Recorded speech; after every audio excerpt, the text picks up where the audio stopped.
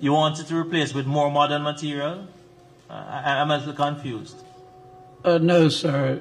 It was the agreement with the church to replace it with a monument, a dedicated monument with an inscription on it to mark the site of the graveyard.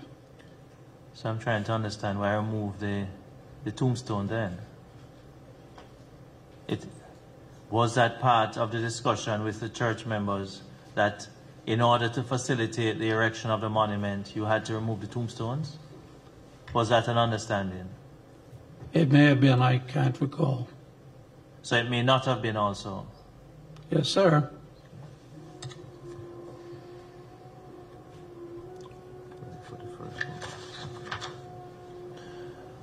I'm going to take you, sir, to the evidence of a witness, Mr. Eugene Stovall, on the 28th of October of this year, where he appeared before the Commission of Inquiry.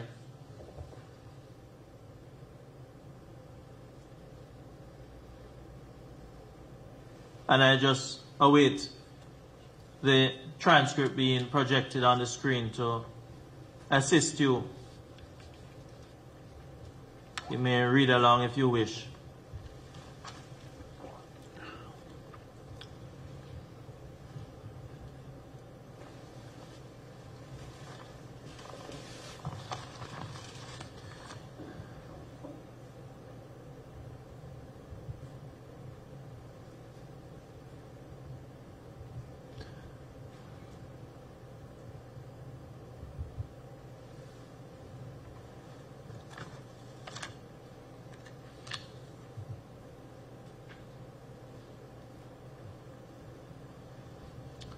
I'm going to start reading at line 20.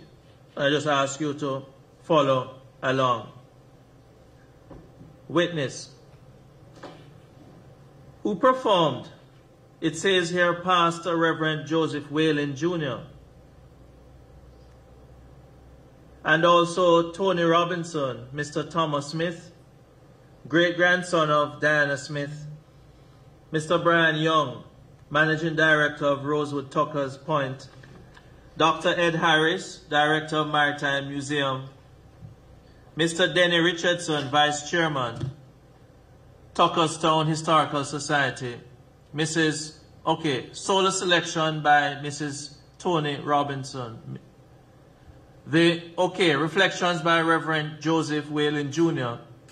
And laying of the wreath was Mrs. Helen Wainwright. She was one of the oldest living descendants of Tuckerstown at the time.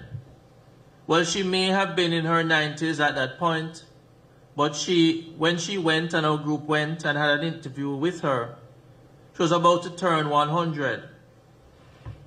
I'm getting a little rusty with times and dates. I told my friend the other day, I'm sorry, I didn't keep a time log on these things.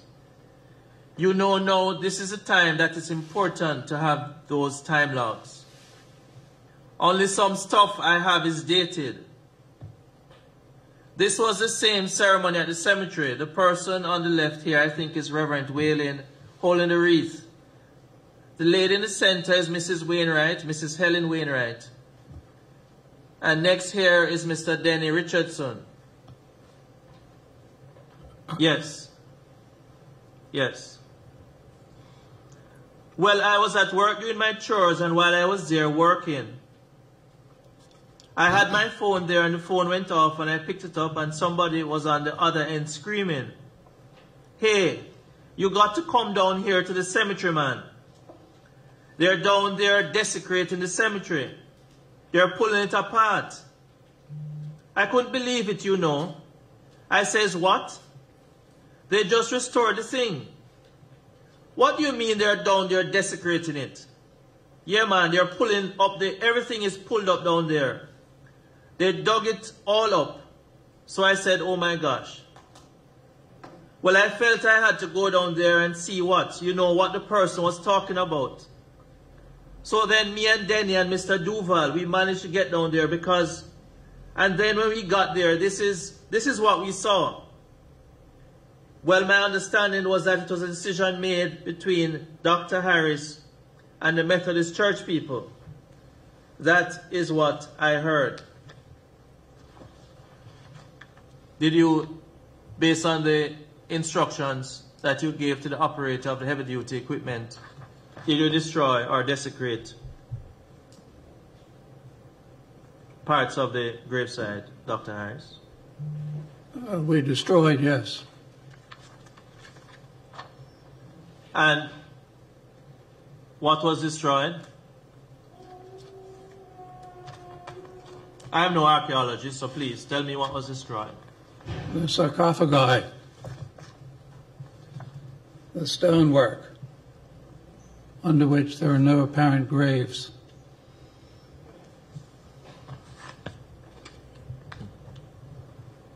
In archaeological terms, and please guide me, I'm asking a question I certainly don't know the answer to. Is there an importance attached to modern materials, materials that are 24 years old, so much so that you would seek to restore them or keep them? Not generally. So these things were probably thrown away? Probably. You think that's, as an archaeologist and as director of the Museum of Bermuda, in line with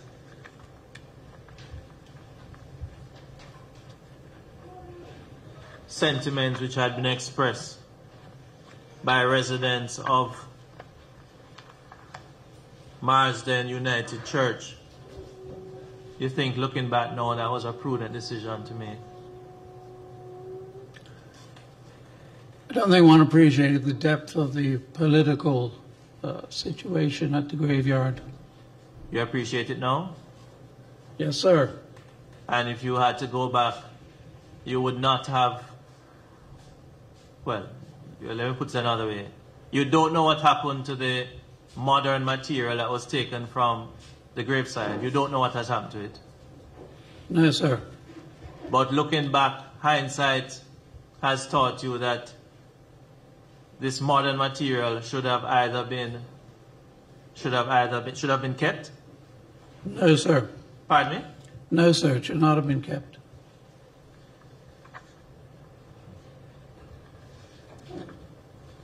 Did you agree with me a while ago that there was actual destruction? Yes, I did, sir. And if you destroy something, that means that something that was a part of something is no longer there. Agreed? Yes, sir. So why would you not keep what was there for 24 years that was part of a history of a church for over 100 years?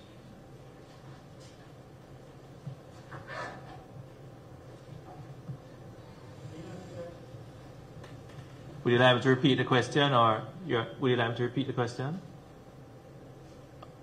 Yes, sir. Let me start another way. And my mind is not as good as yours, but forgive me. At the time that you gave instructions to the operator of the heavy machinery, the said machinery that destroyed, your words, agreement of mine, destroyed parts of the graveside, you were not aware at that time of the political underpinnings that existed in Bermuda vis-a-vis that cemetery. Is that what you just said? Yes, sir. You had not been aware that the residents, the congregation especially, the historical society with whom you had met, they were concerned that that graveside had graves of persons who were their forefathers dating back 100 years? You were not aware of that? Of course I was aware. So what political, my word underpinnings, were you not aware of at the time that you gave instructions to the operator of the heavy machinery to remove the graveside modern material? What were you not aware of? What political underpinnings were you not aware of? It seemed the depth of conflict created around the cemetery. Had I been aware of it, I probably would not have become involved in the project. Sir, you're a Bermudian? I am, You have lived there all your life? except for going to university. And you're saying that what you know now, or what came to your attention sometime around 2011, and I use that time, you were not aware of, and you use the word political, but you were not aware of the political landscape. I was not aware in this instance of the depth of the political landscape. And define political for me, because I have been speaking about sociocultural, I have been speaking about socioeconomic, in terms of the persons who had their forefathers buried in graves. Some graves, some parts they don't know where the graves are. You're saying that's what you call political? Because I've been speaking about sociocultural, sociogeographic, socioeconomic. You're saying that's what you refer to as political? I'm just referring to the general sort of context and background. Okay, what is your understanding of the context and background touching and concerning the cemetery, the Marsden Cemetery? What is your understanding?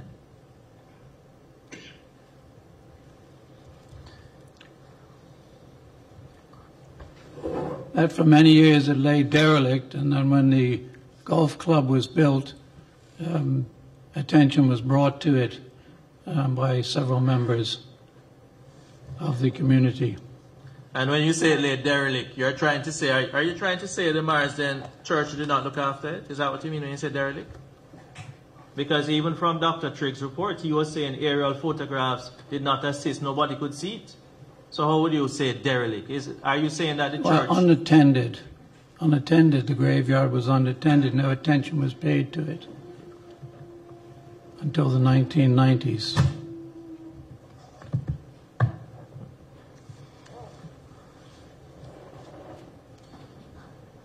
So the statement by the Honorable Ombudsman that the destruction of the tombs has struck a nerve and evokes the entire history and pain of slavery and the legacy of structural racism and white privilege in Bermuda.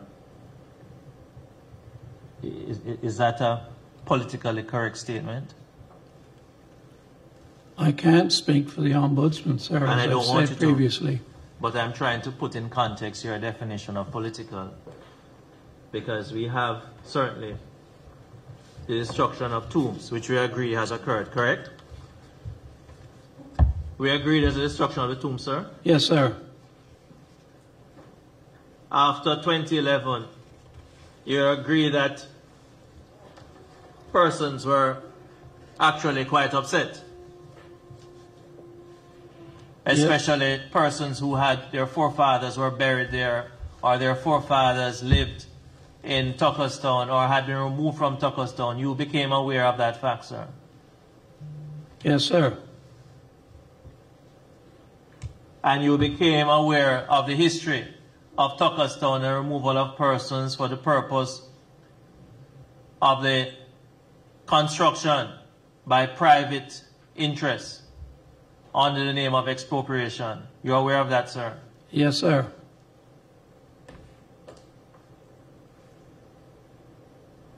Are you aware that there was structural racism in the removal of persons from Tuckerstown, blacks and whites?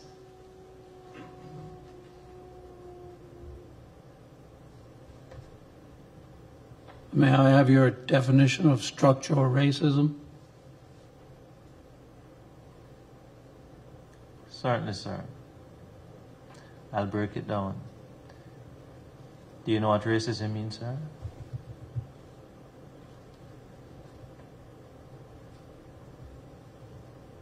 Yes, discrimination against people on the basis of the color of their skin. Thank you. Do you know what structural means, sir? I'm waiting for your definition of it.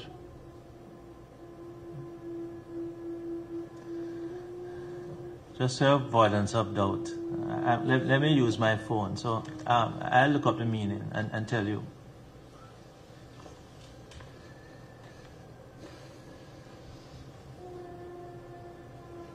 So the Google definition of structure is the arrangement of and relations between the parts or elements of something complex. The arrangement of and relations between the parts or elements of something complex. Would you agree that there was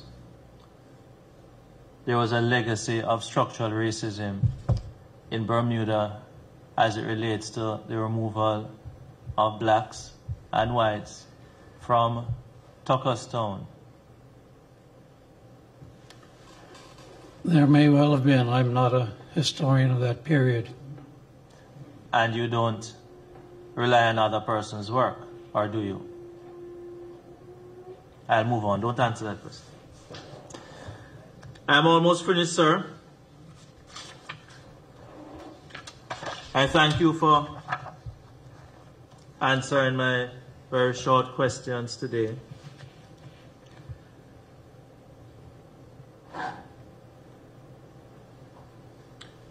Could I ask you to take me to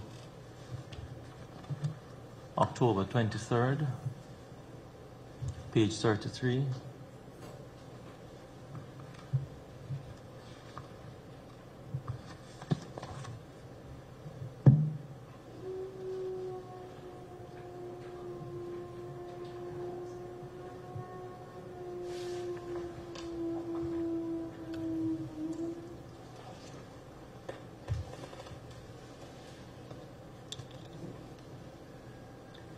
As we search for that section, I refer again to page 16 of the Learned Ombudsman's report. And she quotes words to the effect, Dr. Harris, and I just start with that run-up. He instructed which section of the perimeter wall had to be taken down so that the excavator machine would reach the tombs. Is that an accurate statement, sir? Dr. Harris, you're the person. The wall had been removed before I arrived that day. Pardon me? The wall had been removed before I arrived that day. And in fact, it was intended to extend the wall there to include anomalies found in the ground penetrating radar that could be part of the cemetery. Dr. Harris, at the time of when you arrived at the site and you discovered that the wall had already been removed, how long had you then been director of the museum in Bermuda, sir? At that time? 30 years. You told me earlier also that the Tuckers Point personnel, they're the ones who made arrangement for the heavy equipment, correct? You said that earlier? Yes, sir. Did you give any instructions through the Tuckers Point personnel or directly to the operator of the machine prior to your arrival on the site? I don't recall. But you're in fact saying that by the time you got there, work had already started? Yes, sir. And you don't know on whose instructions they just started to remove the wall? No, sir. So who was in charge there that day, sir? I was. But work started before you got there? Yes, it did. And the work that you saw done when you got there was consistent with what you wanted? How would they have known what to do? I presume it may have been discussed in the I don't want meeting. any presumption, sir, respectfully. I asked recall. you before. Well, go ahead. I'll allow you to finish. Go ahead, sir.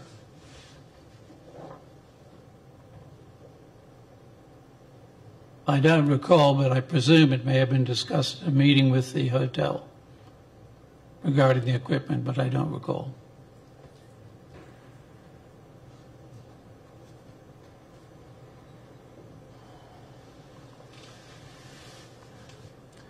At the time, that day, what?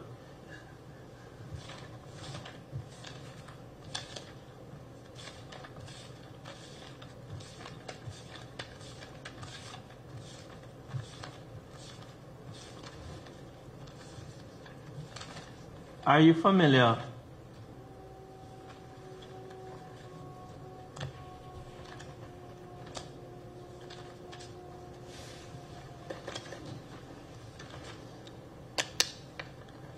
Are you familiar with the Commonwealth War Graves Commission, which is to honor over the past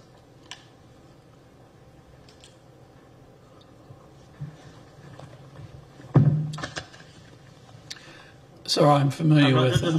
Just a minute. I don't want it to be said that I've asked a question out of context. I just like to give it to you properly. Just a moment, please.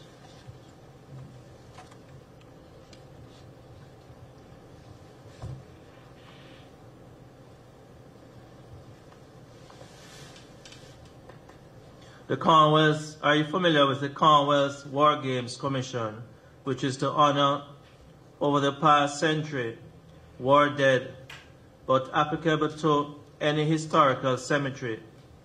The Commonwealth War Graves Commission monitors over 20,000 field, church, and hospital cemeteries around the world, including Bermuda. Are you familiar with that definition of the... Yes, sir. And being an archaeologist, you certainly believe and consider important the preservation of gravesites. Yes, sir. And in retrospect, when one thinks about it, whether by way of meeting, because you're not sure, or by whatever means, for heavy-duty equipment, piece of equipment, to start work on removal and destruction, desecration of a graveside, without somebody being there to manage and supervise the process, it could lead to the machine operator doing something that he or she ought probably not to do. You agree? Yes, sir. In retrospect, when you look back, the handling of this whole matter of the heavy-duty equipment going to the graveside, it wasn't handled very properly, was it? No, sir. And when one looks back, it appears from all accounts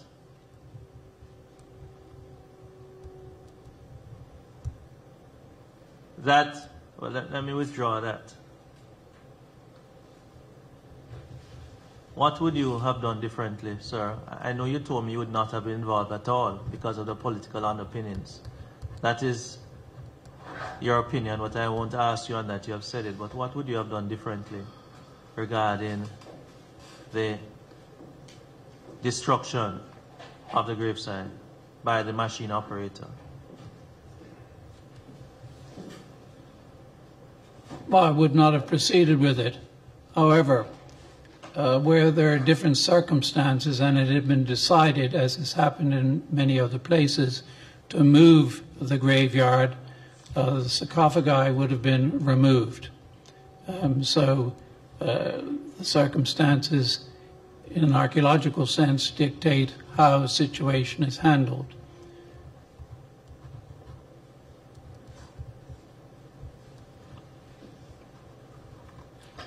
I would hope perhaps that the Commission might also, having looked into this, might look into the actual destruction of over 10 graves on Watford Island in 2018 on land that was compulsorily purchased by the British military in 1842.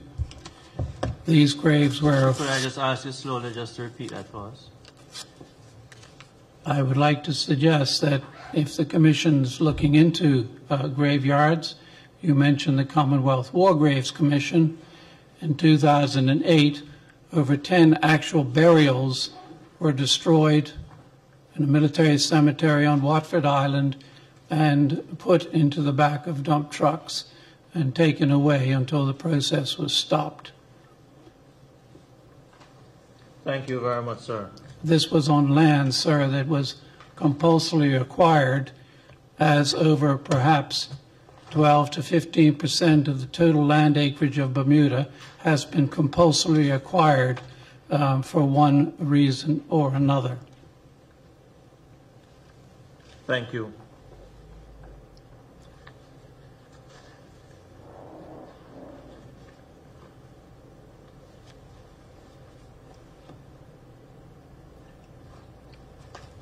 I should also, if I may, Madam Please, Chair, I'd like to mention the graveyard in Warwick, in which slaves were buried, and also white people, I understand. And that graveyard was translated into the modern graveyard. That is to say, the burials were dug up completely and moved when the road was expanded. A monument was later placed on the edge of the now parking lot next to the post office to commemorate this site. And I will say that several individuals cleaned that monument and painted it in 2010, namely my brother and myself, when no one else was willing to take on the job in advance of the making of the African Diaspora Heritage Trail. So there are circumstances where graveyards are moved when they are in conflict with modern circumstances.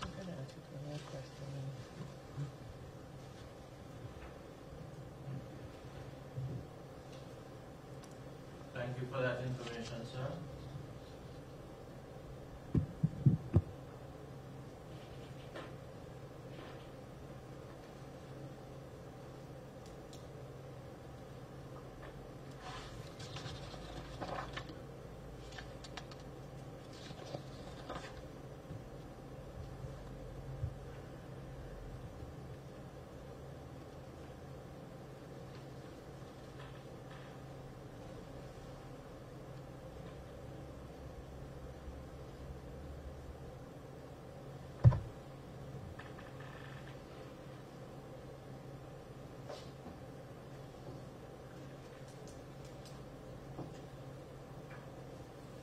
Reverend Ordinance.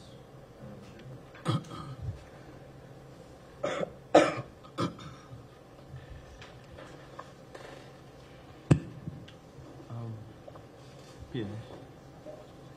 Just go to the very last one for me. 29th of October, the very last one.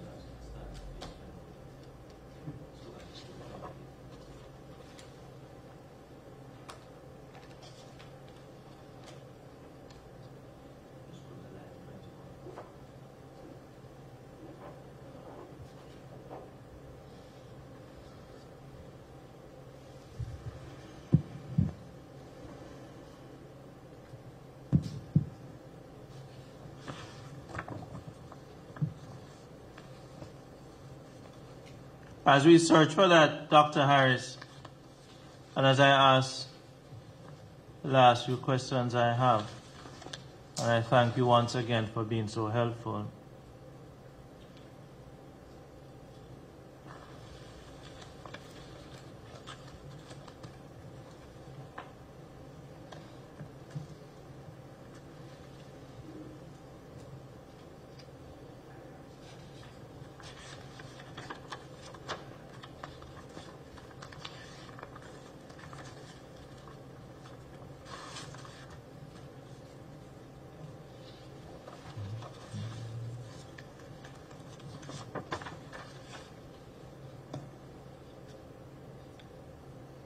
you'd agree with me where we started in respect of the 16 November 2020 letter that you wrote to us.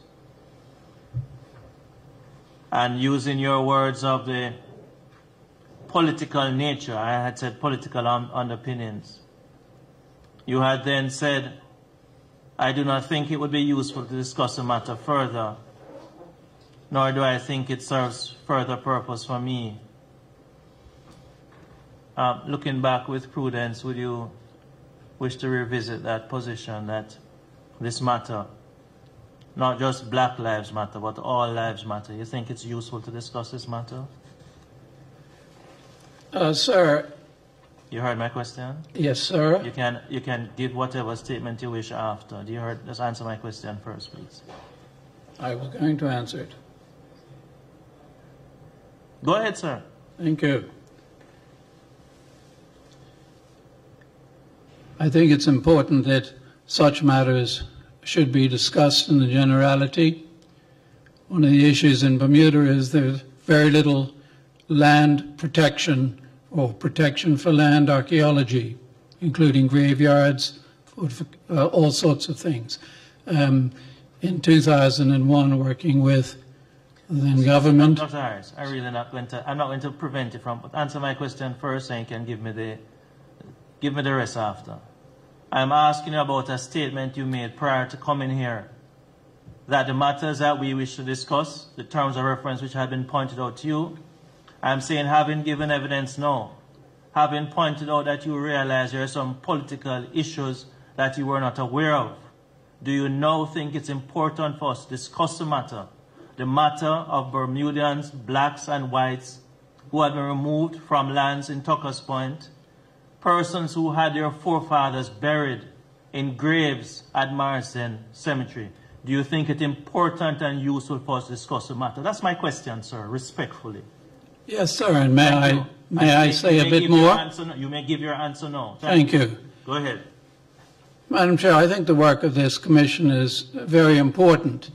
The whole question of appropriated lands, or however you want to call them in Bermuda, is an interesting one. It's been with our history almost since the beginning.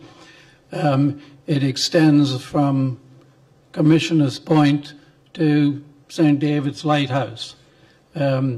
There are many lands which people are probably not aware were taken from Bermudians. In the case of Ireland, we now actually have all of the conveyances. We know exactly who owned the land, how much land it was, what they were paid for, and so on. But in a lot of these cases, no detailed historical studies have been done to show exactly what's what, who owned what, where it was, and the line of progression of the property through time. I think it's a very important discussion overall. For example, the Great South Road, which was built from Tuckerstown to Church Bay, disconnected a lot of people from their oceanfront property. But without it, we would not have the public beaches in Warwick that we have today, or indeed this camp. The public benefit which cannot be gainsaid. Had the original property survived without the creation of that road, the whole of this coastline would have been built over with condos and all of the beaches would have been private. So it is a big question. I don't know to what extent the Commission is going to be looking into it, but as I said earlier, there are probably upwards of 2,000 plus acres of land that were compulsorily purchased all over Bermuda for various purposes by central authorities or large entities such as the Bermuda Railway Company or the Bermuda Company in the case of Tuckerstown. So it's an important historical discussion in general, and I commend the work of the Commission and look forward to seeing your report on the details to do with Tuckerstown and St. David's. Tuckerstown originally, of course, was common land. It belonged to the Bermuda Company. It was only later subdivided and eventually sold off. I'll be delighted to see the conveyances, some of the conveyances in any case, for all of these properties. There are other issues, for example, that I understand in the case of St. David's, after the end of the 99-year lease, people were the family was supposed to be allowed to buy their properties back. Well, I don't know what Mrs. Caverly's family will buy back, since we've got a new air terminal sitting on top of her Long Island, but that's another story. But the point is that in that particular case, I understand new leases for that property now are extended to 252 years, which means, you know, within a number of generations, you have no chance whatsoever of reacquiring your land if it's not underneath the runway. So it's a big question, and perhaps your inquiry is the beginning of a long-range study into the development of the topography of Bermuda, who owned what, where and when, how other people acquired it, and in the case of compulsory purchase, what has been the public benefit or not to such lands acquired. It's difficult to imagine the West End without the tourist attraction of Dockyard, but that was achieved at dispossessing about 15 families off of Ireland, and so on it goes. I thank you for the opportunity to come today. Sir, I have watched some of the interviews here, and people have been allowed to talk and say what they'd like to say. I have a bit to say. I've said most of it. But, Dr. Harris, I can't allow you to talk ad infinitum. We have to restrict ourselves. I was finishing, madam. Yes, we have to restrict ourselves. Thank you. Thank you very much. Thank you. Thank you all. Counsel, is that the end of your questioning? No. Okay. I'm not finished, Madam Chair. Go ahead. Go ahead, please. I'm just going to read from that which is projected on the screen as I give my long run-up for my comment or question on the terms of reference of this matter, and particularly as it touches and concerns the adverse notice which had been given to you along the line of the terms of reference of this matter, and more particularly as it touches and concerns and relates to the Marsden Cemetery. I read from the transcript of witness Mr. Denny Richardson, which was evidence given on the 29th of October of this year here before the Commission.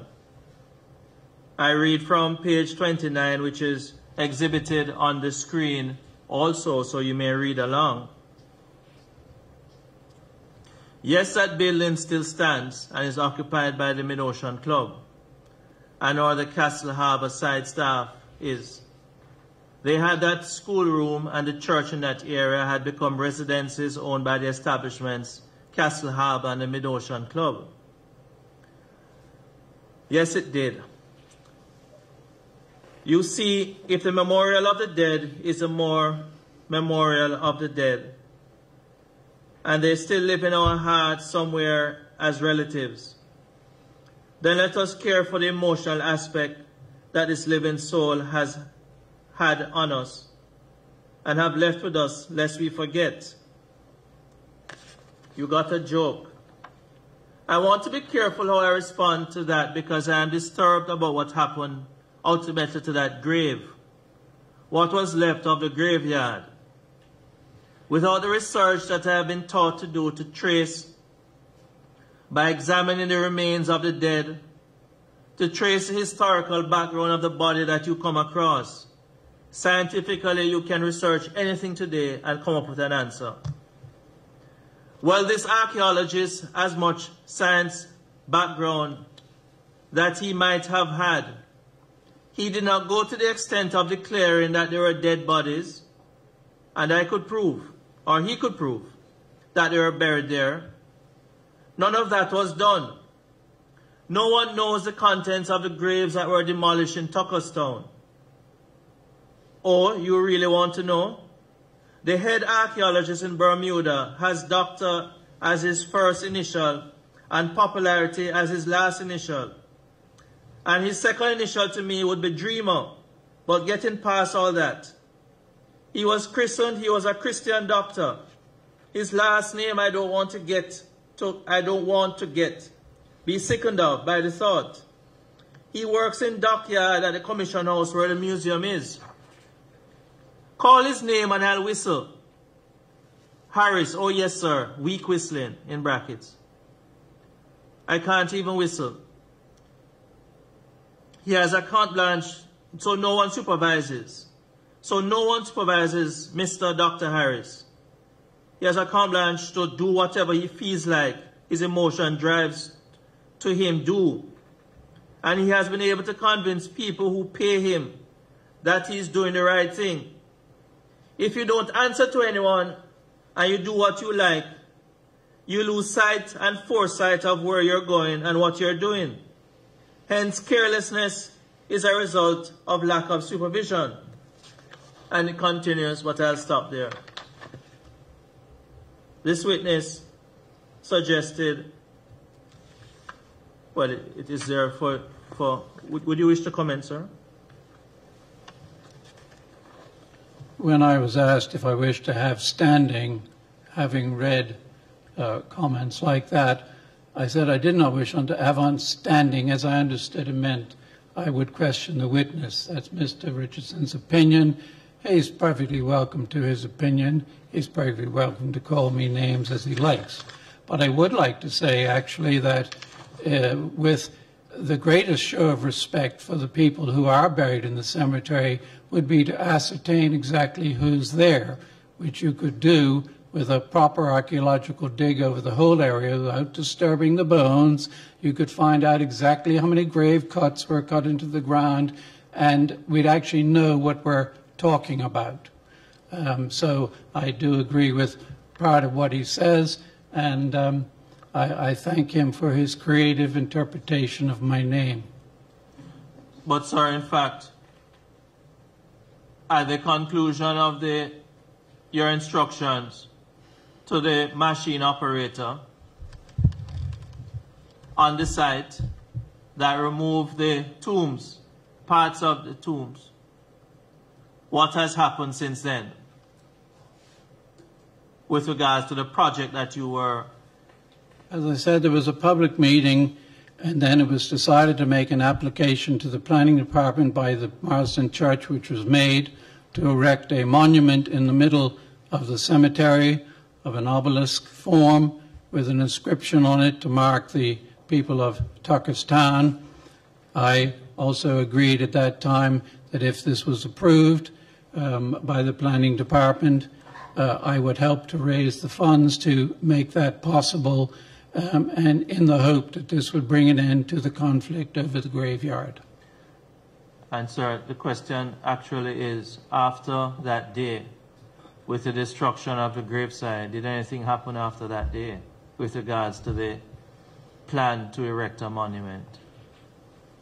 The planning matter went into abeyance because there were two objections, out-of-time objections, and as far as I know, the church has not proceeded further with that. The church? The church made the application to the planning department.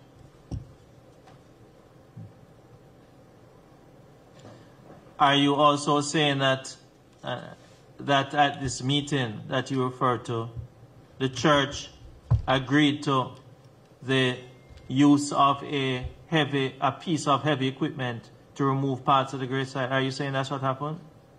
You're talking about an earlier meeting. I'm talking about any meeting. Are you saying the church? I've already answered that question. And I'm asking you again. Yes. I'm asking you again. Yes, that is my recollection. Your recollection is that the church agreed. They said that they had no problem, my words, with a piece of heavy-duty equipment being used to excavate or remove parts of the gravesite. That's what you're saying? Yes, sir. Okay. So my question is, as I close,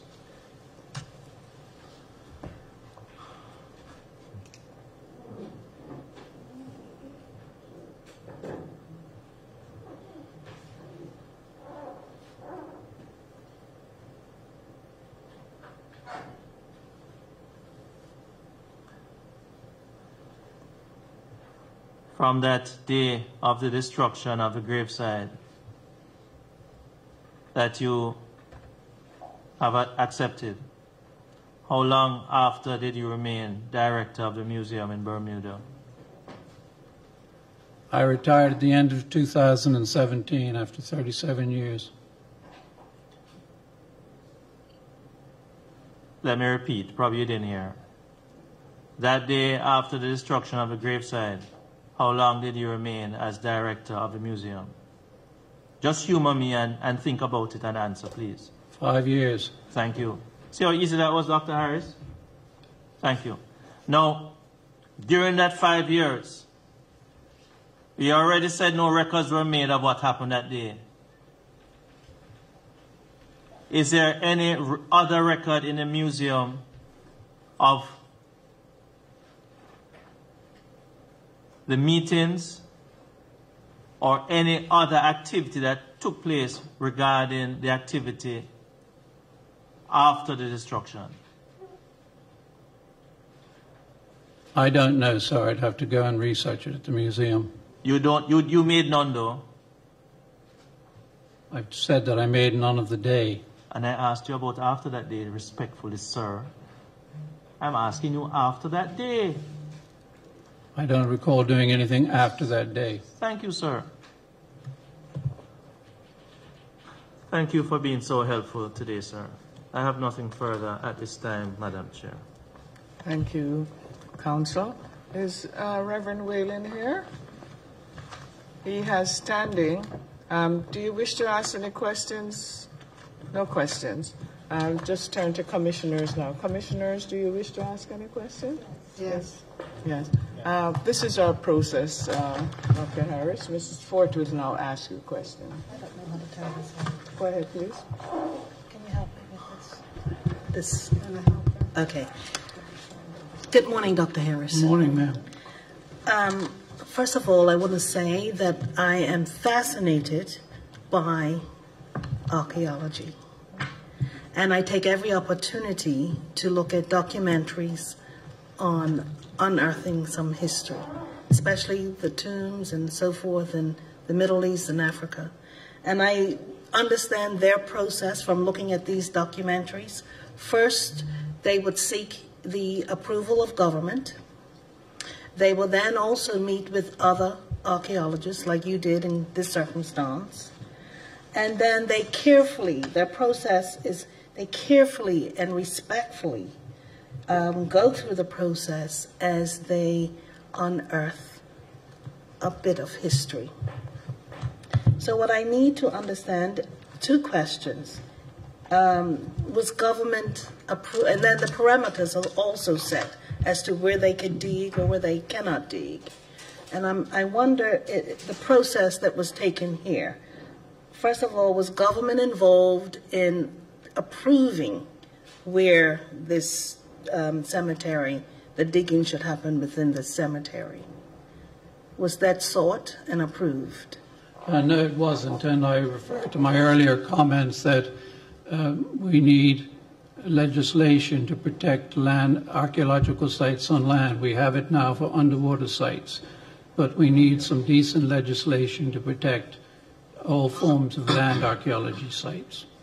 But with regard to the cemeteries, there is nothing, is there any legislation surrounding unearthing or disturbing cemeteries? I'm not clear on that. So can you then explain to me your process? I mean, I heard a bit of your process. So government was not informed. So the only knowledgeable people were the church and Tucker's Town. Is that correct? Yes, Tucker's Point, I'm sorry. Yes, ma'am. And then the other thing, is there a code of ethics that archaeologists have to adhere to? Like, is there? Madam, that's one of the most important questions in archaeology. And the fact is that while other professional bodies have a code of ethics that covers excavation work, generally in archaeology this does not yet exist. I've been trying to force it on an international level through my Harris Matrix and my textbook on archaeology, which is still going strong after 50 years and is translated into 12 languages. But it's still an uphill battle. Some places are changing so that you have to do it correctly in terms of digging. The ethics have to be there. Particularly working with certain governments, you don't get any government funding unless you proceed in these ways. We need things in Bermuda for archaeology. It took us many years to get the shipwreck law changed because of tremendous resistance in the community to looting. And it's an important question, but it's an area that needs a great deal of work. So did you follow some sort of ethics in this process? Yes, ma'am. Yes, ma'am. The other question regarding 2011, when they had a celebration at Tuckerstown, were you aware or part of that organization or process? Were you involved in that particular celebration? I'm not sure. I remember attending one gathering at the cemetery, but I don't know. I don't recall the date of it. Because it pains, well, when I think of that day, 2011, they had this celebration, and the oldest person, direct descendant, was there, present. And then the very next year, 2012, is when the graves were desecrated. So you're not aware, you don't recall whether you were invited to the 2011 celebration? I don't recall, I'm sorry. Okay, that's my questions. Thank you.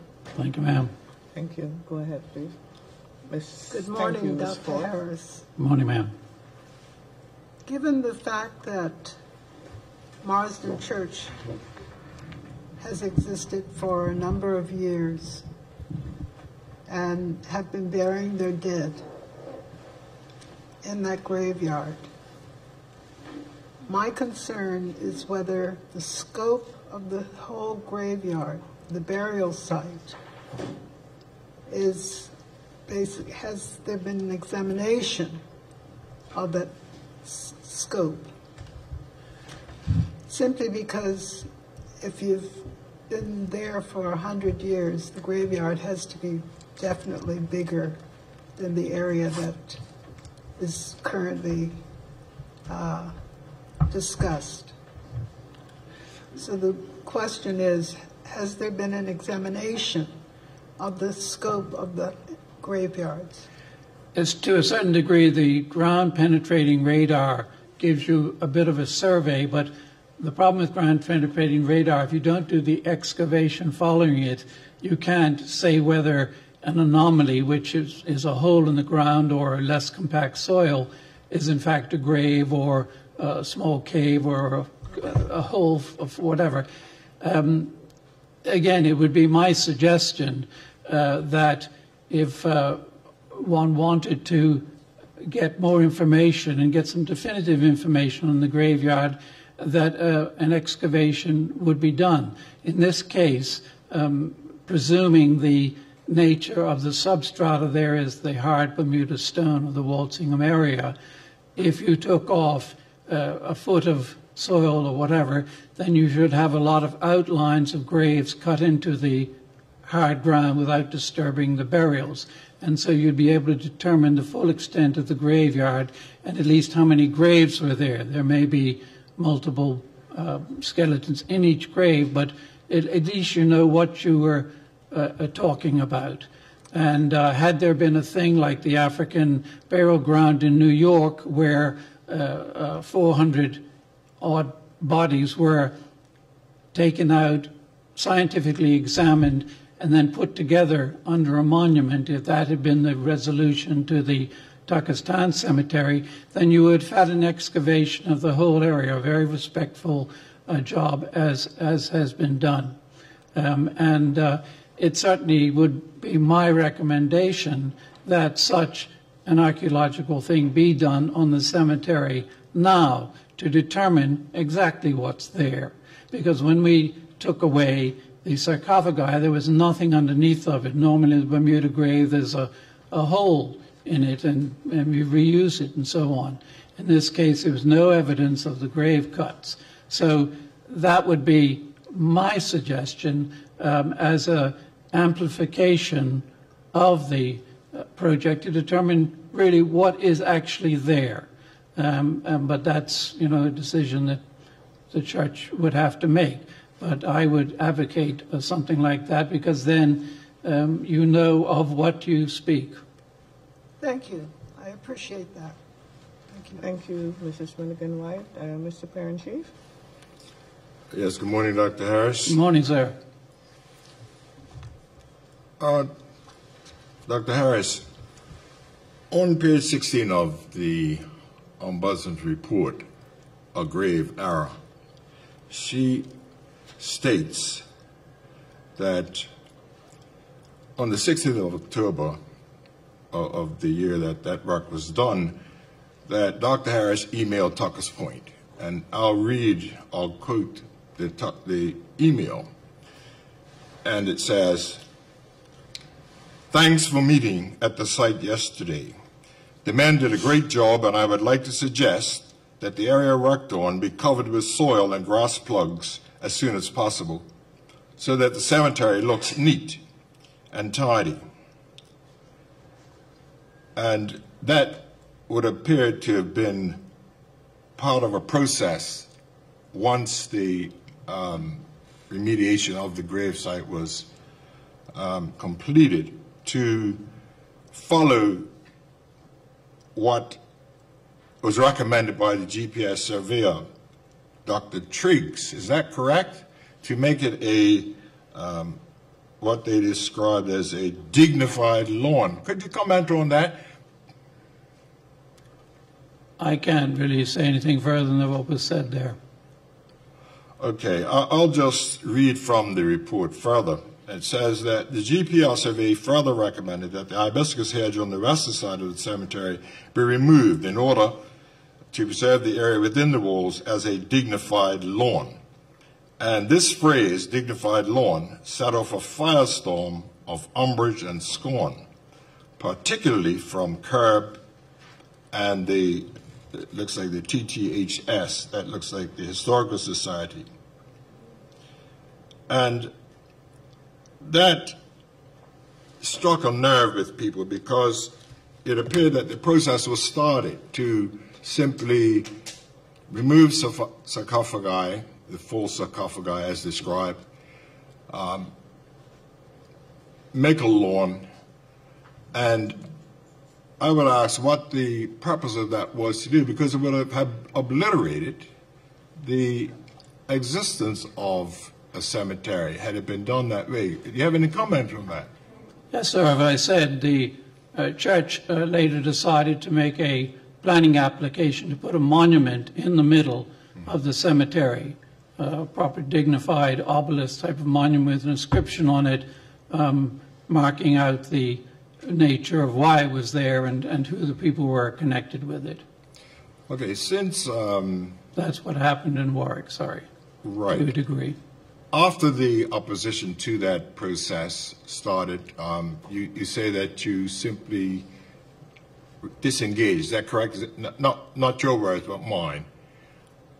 And everything, after 5 years, things have gone to abeyance. Well, I haven't been asked for further involvement, but as I said to Ms. Milligan-White, should further work be decided to do, I would, of course, be delighted to volunteer and help, but really would pass the baton to the archaeologists at the National Museum as I'm retired. Are you aware that the ownership has changed from Rosewood to Tucker's Point, but the driving range continues to exist in the same position? Golf balls are still continuing to be driven either into or over that grave site. Are you aware of that? I don't see how one could not be aware of it. That's going to continue to happen. And that's why the question should be raised as to whether the graveyard should be moved. And this has come up before. And so it's a question of if you don't want the golf balls, you're going to move the graveyard or move the clubhouse, which has been suggested as well. we were in a bit of an impasse. Well, sir, with respect, it would be a monumental job to remove either the gravesite or the clubhouse. However, the driving range seems to be the irritant. And we've seen mitigation of that in Mid-Ocean Club, where they presented a nice cage which covers the gravesite. I'm wondering, what recommendations have you made, if any, to mitigate that problem? Sir, that was in the planning application by the church to place a monument and also to place a fencing arrangement, as you're suggesting, exists at Mid-Ocean. That was in the planning application. All right. And thank you very much. You've commended this commission for its work so far. And are you aware that Mr. Pettingill, from the present owners, Tucker's Point, has, number one, tendered an apology, number two, has tendered a plan to mitigate the situation at Tucker's Point. Are you willing to support that process, maybe yourself, in whatever way you could? Well, yes, sir, and as I already have mentioned in terms of the planning application, I had mentioned to the church that I was willing to assist in funding the monument and to helping to raise the money for it, and I'm willing to do so again. So, yes, sir. Yeah. Well, my last question. You on several occasions, I believe, were asked by this commission to assist, I believe, by several letters, which you either avoided or did not wish to respond to. You weren't willing to assist. Is there a reason for that? And eventually we had to actually subpoena you to be here, sir. Can you speak to that? Yes, sir. I think you're mistaken there. In the first case, I was actually at the Mayo Clinic for a month when your first thing came in, and I was able to get back before the virus. I then said I didn't. Your letter said, did you wish to have understanding, to have standing? Understanding, yeah. And then underneath of it, we can subpoena you. Well, there's two different things there, and I said I didn't wish to have standing. So automatically that seems to have put me into line for being subpoenaed.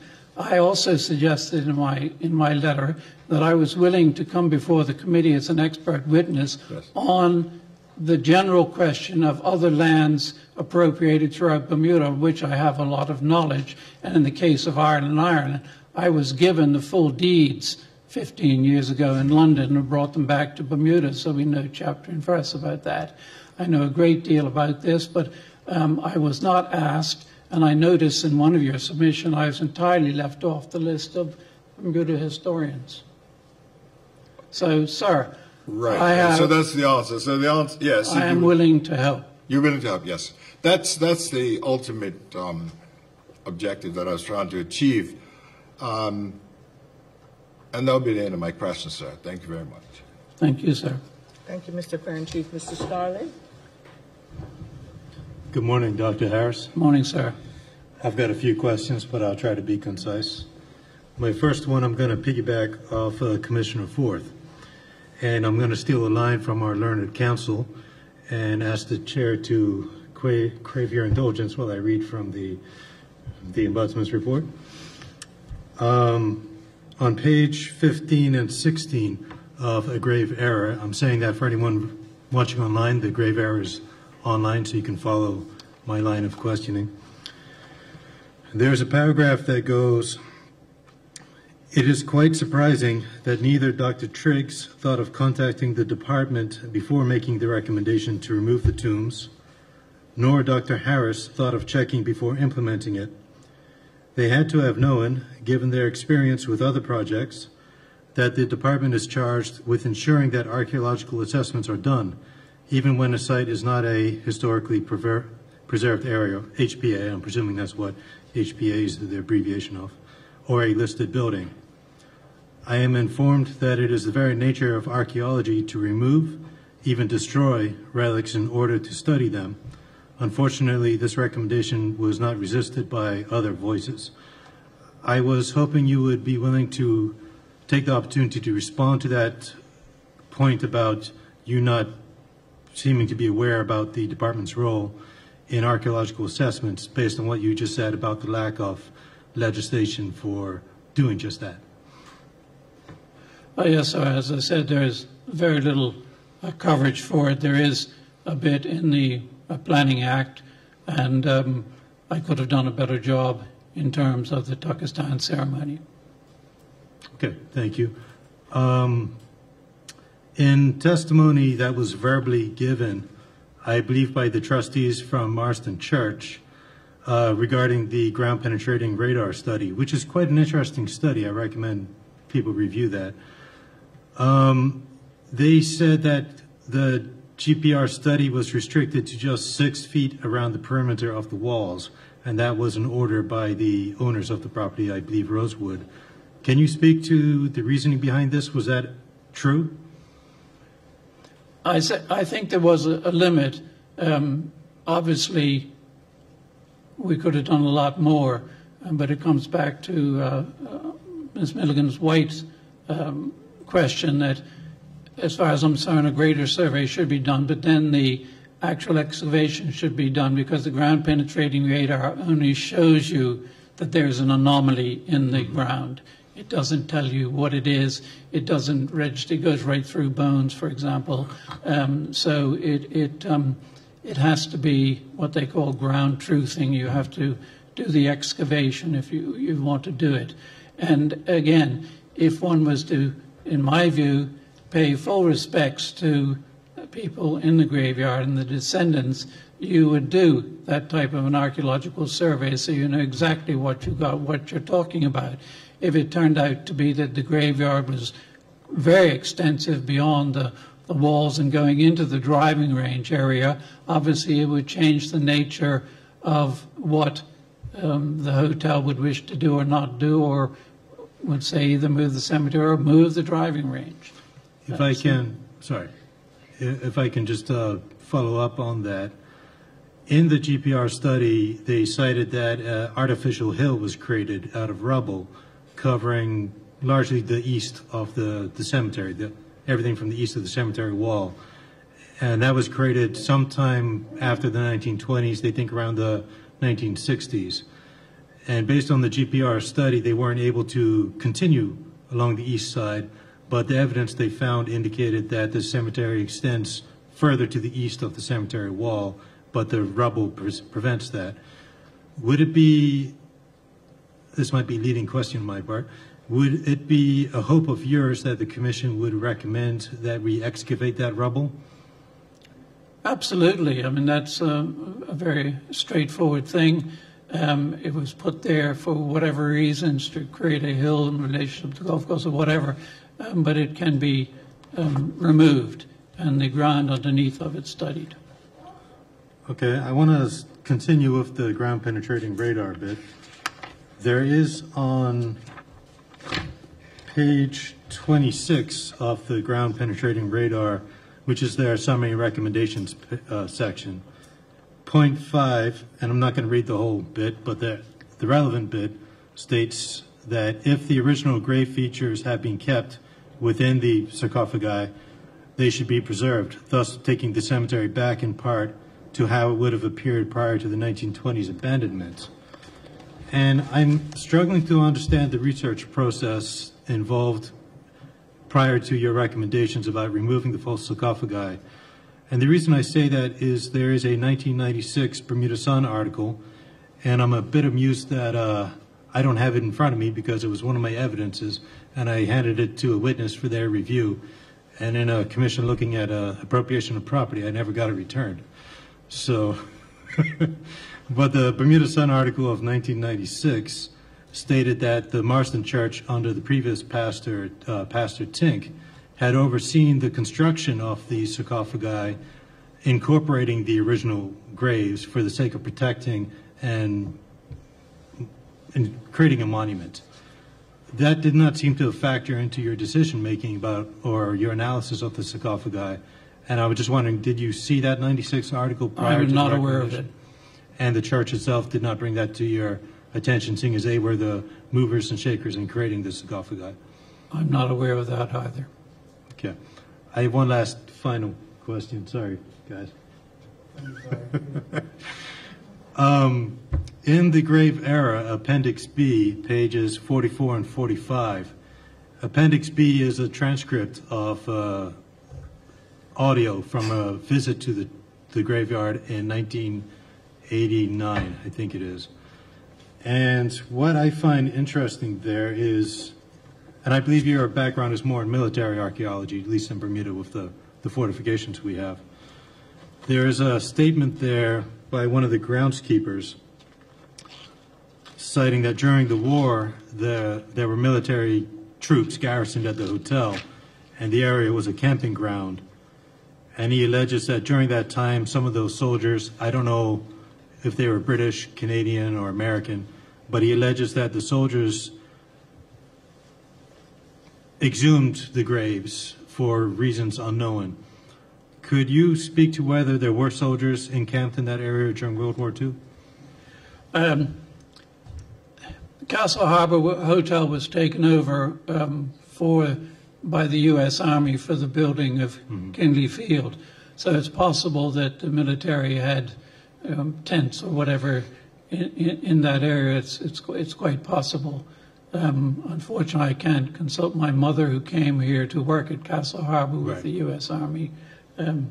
But I was not aware of that interview, and I don't know when Mrs. Mallory was able to get it transcribed. But in her obituary, it is said that it was as a result of the interest of living memories that graves were to be maintained by the company for the first time in decades. She, that's to say Oda Mallory, did not say it publicly, but she thought that the graves, that is to say in the Tuckerstown Cemetery, could have been moved by some sort of solemn religious process rather than continue to be disturbed by golfers. I simply mention that to come back to the point that in situations like this, often it is the grave and the contents of the burials that is moved when it's in conflict with modern building requirements or whatever they might be. And I know I'm verging... sorry. Starling, we're going to have to I just have one quick follow-up. I'm sorry. Please. I crave your input. go ahead. I'm verging into cultural anthropology rather than archaeology, but from your speculation, why would soldiers interfere with the burial grounds? I have no idea, and again, with some of these things, these are maybe apocryphal stories.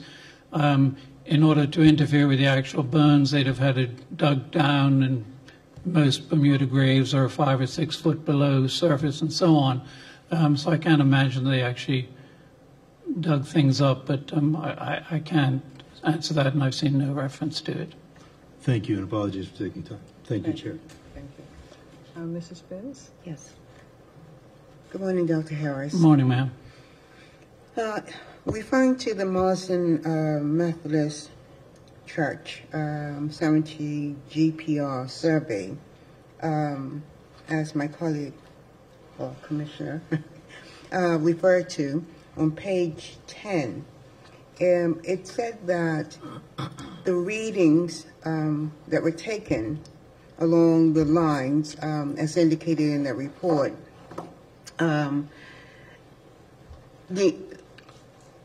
the depth of the fill, although it was recognized that there was a strong possibility that the readings would be unreliable because of the heterogeneous nature of the rubble deposit. Why now do you think that, having read the report, that rubble was actually placed over or around the outside of the wall, which may have been part of the gravesite? How now is it possible that you would be able to identify whether bodies actually exist beyond the wall area toward the east, if that is the case, using the ground-penetrating survey? Well, having done the ground-penetrating survey, which indicates the nature of the rubble being homogeneous, you would do an excavation. So you would cut through part of the mound of rubble to see how deep it was and where what we normally call the original ground surface would appear, which would be quite obvious. And then if it was the large mound of rubble, you would probably remove it by a machine, although in some instances you would sift that, having removed it by machine. But if it was placed there in the 20s or 30s, it's unlikely to be any artifacts of interest in the rubble. So the ground penetrating radar gives you a nature of the composition or the solidity of the thing that you're penetrating. Right. But once you've done that, you have to do the archaeology, otherwise you just can't sort it out. And is that a real danger now that we know that this ground around the cemetery has been landfilled? That you could be possibly desecrating graves that may be existing outside of the wall? Yes, that's why I'm suggesting that if you wanted to do an excavation which would give you full knowledge of the scope of the graveyard, that's what you'd have to do, and you would remove the rubble, excavate underneath of it, and again, you don't have to totally do the total excavation and dig up the actual burials. You take it down to where the burials are cut into the rock, and then you know exactly the extent of the graveyard and how many graves are within it. I think this was partially done within the 6 feet boundary. Well, they did the ground penetrating radar, but they didn't do any excavation. Okay. But it's the excavation that's right. For any type of work like that, you would need to have permission. Do you know who permission was granted to? Who was in charge of the project? Who would have been granted that permission? In terms of ground penetrating radar? Just in the area of working around a burial ground. Under the Public Health Act, there are some criteria that you would have had to have followed in terms of getting permission for any sort of excavation. Yeah, that's very possible. A lot of work takes place in graveyards all the time. As you probably know, we reuse them time and time again. Okay. And there probably are health requirements. Okay, this was done in what year, the excavation, or the... 2012. Okay, this act is 1949, so these provisions actually apply. Yes, ma'am. Yeah. Do you know how deep, because you were part of the process, how deep the penetration of that area that you just talked about? Ground penetrating radar. Yeah, how deep down did you... Ground penetrating radar, depending again on the soil, is very good up to about 6 foot. And then it decreases from that depending on the nature of the soil. Okay. In that area, there's a lot of hard rock, which means that the signal will bounce off of the hard rock. Okay. And then when it comes to a grave or a hole, it drops down into it, and that's what you see on the computer screen. Okay. Why I ask is that during that time, they didn't use the coffins. They wrapped the bodies and then placed them in the ground. Is that correct? So that's why I'm asking, how far down did you have to go in order not to disturb the bodies that were... No, the ground penetrating wire is done exactly from the surface. Oh, You don't do any digging beforehand. You go straight through the grass, as it were. Okay. I just needed to understand the process. Yes, ma'am. So that we understand what actually took place in terms of whether any of the remains were disturbed? No remains were seen or ever disturbed. Okay. All right. Thank you, Dr. Harris. Good morning, Dr. Harris. Good morning, sir. Thank you for assisting us today. I just have a few questions. You had touched on earlier a code of ethics in archaeology and your struggle to try and establish some global aspect to that. I'm a professional land surveyor, so our professions are adjunct at times. So I would think, as counsel would say, this is a medium run-up, not a long run-up. If I came on an archaeological site, I would have to follow certain guidelines and instructions and govern myself in a certain fashion. By that same token, I would, and you can, I stand to be corrected, or you can perhaps clarify, I would think that there are some best practices and or principles which are adhered to in your profession. Is that a fair assessment? In certain areas there is, yes. Okay. When it came to the activity that was undertaken at the Tuckerstown burial site, were those best practices and principles adhered to? Yes, sir, in terms of doing the ground penetrating radar. And we could have done a better job on the sarcophagi. Okay, fair enough. In your opinion, in your professional opinion of your 37 years as the director of the National Museum of Bermuda, what is the historic significance of Tuckerstown burial ground? Well, it's one of the two known graveyards which were dedicated to people of at least an African origin. If you tie it into a more global picture, then it stands as a part of such graveyards, say, in the eastern United States. So it does have significance. We have a lot of other things in Bermuda that have significance, many of which have been destroyed since the Second World War. And our record, generally speaking, of preservation of historical material, up to and including, I might add, houses on St. David's, is not a good one. Okay, and sort of connected or related to that significance, how impactful would you consider the expropriation of Tuckerstown and St. David's within the anthropological and cultural perspective of Bermuda? I might speak to St. David's first.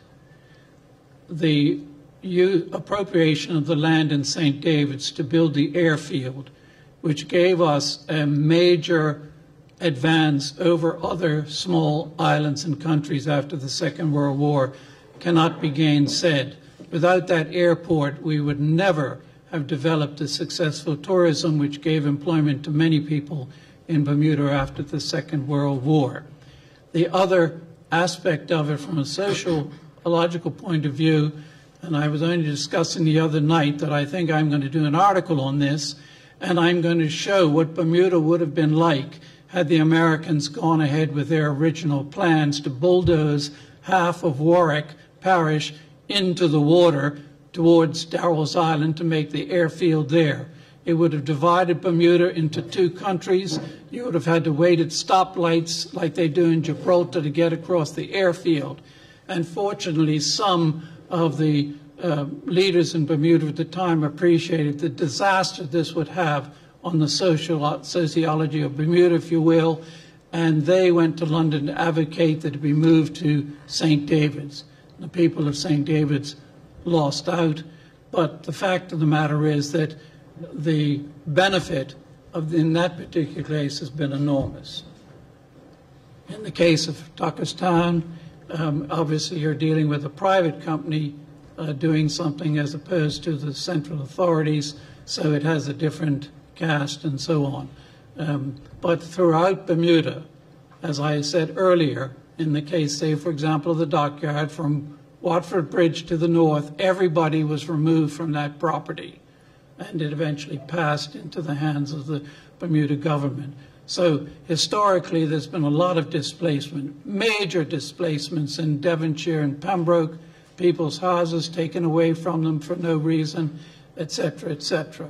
So again, I would suggest that there may be a further commission to look into other areas so that we all understand how things happen and how they developed.